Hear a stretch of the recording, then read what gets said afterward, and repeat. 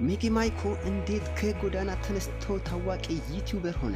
እንደዚሁም ደግሞ በኢትዮጵያ ደረጃ ታዋቂና እውቅና ያገኘ ዩቲዩበር መሆን የቻለበት እንዴት ነው? ይሄ ሚኪ ማይኮ ተብሎ የሚጠራ እዚሁ አዲስ አበባ ፈረንሳይ አካባቢ ተወልዶ እንዳደገ ራሱም ይመሰክራል። ከዚህም ተነስቶ ዩቲዩብ ከፍቶ እንደነበር ነው። ከዛ በፊት የተለያዩ ስራዎችን ሰርቷል። እስከ ጎዳና ሞቶ እንደነበረ ይናገራል። ስራዎቹ ውስጥ መኪናዎችን እያጠበ እንደነበረ፣ ሹፌርም እንደነበረ እና እዛው ድርጅት ውስጥ እየነዳ ሹፌሩ ሆኖ እየሰራ ሳለ እዛው ድርጅት ውስጥ ባለው ካሜራ ራሱን በመቅረጽ ይሄንን ፕራንክ ስራ እንደጀመረ ይናገራል። ከዛ በኋላ ፕራንኮቹን እየሰራ አድናቂዎቹን ማፍራት ጀመረ። ከዚህም ጭምር ያለው የሰዎች ብዛት ወይ ደግሞ ተከታዮቹ እጅግ በጣም ማደግ ችሏል። ከዛም የተነሳ ታዋቂ ዩቲዩበር እና የዩቲዩብ ተከፋይ ሆኖ ነበር። ከዛ ምን ተፈጠረ? ይሄ እንዳለ ሆኖ ብዙ አድናቂዎቹን ካፈራ በኋላ ከብዙ ሰዎች ጋር ፕራንክ ሰርቶ ፕራንኩ በኢትዮጵያ ደረጃ በጣም ተወዶ እያለ ምንድነው የተፈጠረው ነገር? እንዴት ነው ወደ ቀውሱ የተገባ? ከዛ በኋላ አሁን ምን ውስጥ ነው ያለ? ስለ ሚኪ ማይኮ እንደዚህ ነበር። አንድ ቀን ነበረ አንድ ሚዲያ ላይ ወይም ደግሞ ዲቫይን ሚዲያ ላይ ይሄ ሶፎንያስ የሚያቀርበው ዲቫይን ሚዲያ ላይ አንድ ጥያቄና መልስ እየተደረገለት በተናገረው ንግግር ህዝቡ አስቆጥቶ እንደነበር መረጃዎች ያስቀምጣሉ። ነገር ግን ሚኪ ማይኮ ሰዎቹን ለማስቆጣት ወይ ለማናደር ሳይሆን የተናገረው በሰዓቱ ስለ እግዚአብሔር ሳውራ እንደነበረና ሰዎች በእግዚአብሔር አንጻር ሲታዩ ደካማ እንደሆኑ መግለጽ ሞክሮ በሌላ መንገድ ተተርጉሞ ለአድናቂዎቹ በጣም ተቆጥቶ ነበር። ከዛም ተነስቶ ብዙ አድናቂዎቹ ከቤተሰቡ እየወጡ ደግሞ ሰብስክራይብ ያደረጉ ሰዎች አንሰብስክራይብ በማድረግ ቻነሉ እየተመታ መጣ። እሱም በሰዓቱ በፍጥነት ይቅርታ መጠየቅ አልቻለም ነበር። ከዛም በኋላም ሚኮ ባለው ብር በሰራው ብር እየኖረም ይሄንን የዩቲዩብ ስራ እያቀዘቀዘ እያቆመ መጣም።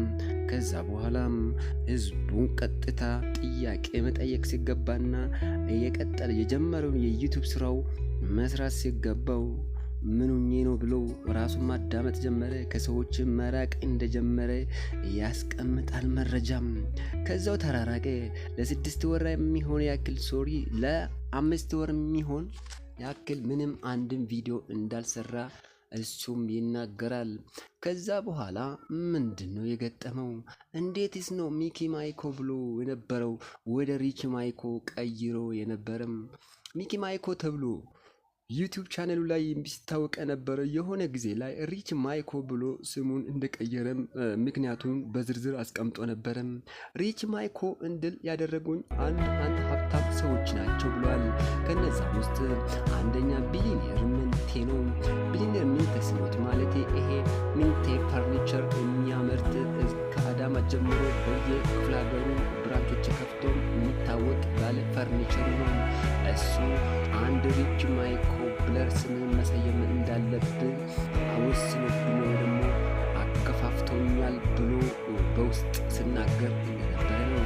እንደዚሁም መንሱር ጀማል እና እነ ቢሊኒየር ምንቴ ስኖት ጋር በመዋል ሚኮ ከነሱ ጋር ፎቶዎችን መነሳት አበዛም። ከነሱም ጋር ውሎ ጀመረ። እነሱ በአንድ ሀብታም መሆን አይቀርም ብሎ እንዳሳመኑትና ስራው ላይ እንደተዘናጋመ በውስጥ መስመር ያስቀምጣል። ይሁን እንጂ እነዚህ ጎርቶታል ወይስ አልጎርቶታል ጠቅሞታል የሚለው መረጃዎች እስካሁን በግልጽ አልወጡም። ይሁን እንጂ አሁን ላይ ይሄ ሚኪ ማይኮ ወጣቱ ታዋቂ ፕራንክ የሚሰራ ዩቲዩበር ከየት ወዴት እየተጓዘ ነው? ይቅርታስ ጠይቋል ወይ? በሰሞኑ አንድ ሚዲያ ላይ በመቅረብ እዛን ጊዜ የተናገርኩት ህዝቡን ለማስቆጣት እንዳልሆነ እና ህዝቡም የተቆጣበት ሁኔታ ካለ ይቅርታ ይደረግልኝ ብሎ ይቅርታውን በይፋ ጠይቋል። ህዝቡም አብዛኛው ህዝቡም ይቅርታ አርጎለት አሁን ላይ ምን ላይ እንዳለ እና አቋሙ ምን እንደሆነም በዛው ሚዲያ ላይ ስናገር ነበርም። እኔ በዛ ሰዓት ብዙ ሰዎችን አጥቻለሁ፣ ብዙ ጓደኞችን አጥቻለሁ፣ አድናቂዎችን አጥቼ ነበረ። በዛም ምክንያት ፍቅረኛዬንም አጥቻለሁ።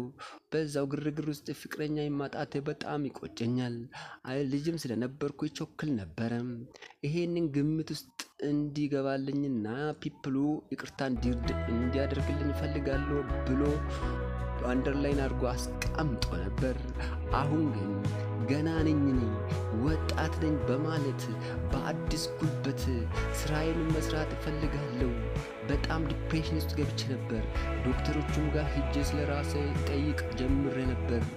ነገር ግን ህዝቤን ይቅርታ ጠይቄ ስራዬን ቢጀምር ያዋጣኛልና ህዝቤ ሆይ፣ አድናቂዎቼ ሆይ ይቅርታ አርጉልኝና አሁን ከኔ ጋር ሁኑ። ዩቱቡን እንቀጥላለን። አሁን እኔ አዳዲስ ሀሳቦችን ይዤ እመጣለሁ። አባትነት የሌላቸውን መርዳት እፈልጋለሁ። እንደዚሁም ለወጣቶቹም ኮርስ መስጠት እፈልጋለሁ ብሎ ያስቀምጣል። በአዲስ መልክ በአዲስ ዓመት መጥቻለሁ፣ ይቅርታ አርጉልኝ ተቀበሉኝ ብሏል ሚኮ ማይኪ ታዋቂ ዩቲዩበር። ይሄ ካገኘነው መረጃ የሰበሰብነውና ከራሱ አፍ አንደበት የተነገረው ሲሆን እኛ እንደ ሚዲያችን በበኩላችን ዩቲዩበር ሚኮ ማይክን በጣም ሳናደንቅ አናልፍም። በጊዜው በፍጥነት አማካኝነት ስህተቶች ይፈጠራሉ። የሚሰራ ሰው ሊሳሳት ይችላል። ነገር ግን ልጁ እጅግ በጣም ከእድሜው በላይ ጎበዝና ታታሪ ነው፣ ደፋሪም ነው፣ ጀግናም ነው። እኛ የምንለው በበኩላችን ሚኪ ማይኮ ብዙ ሰዎች ብዙ ወጣቶች አንተን አይቶ ዩቱብ ከፍቷል። ከኛ ሚዲያ ጨምር። ሰው ተስፋ አትቁረጥ፣ በርታ፣ ያንተ አድናቂ ነን። በዚሁ እግዚአብሔርም ካንተ ጋር ይሁን ማለት እንፈልጋለን። ሚኪ ማይኮ በርታ።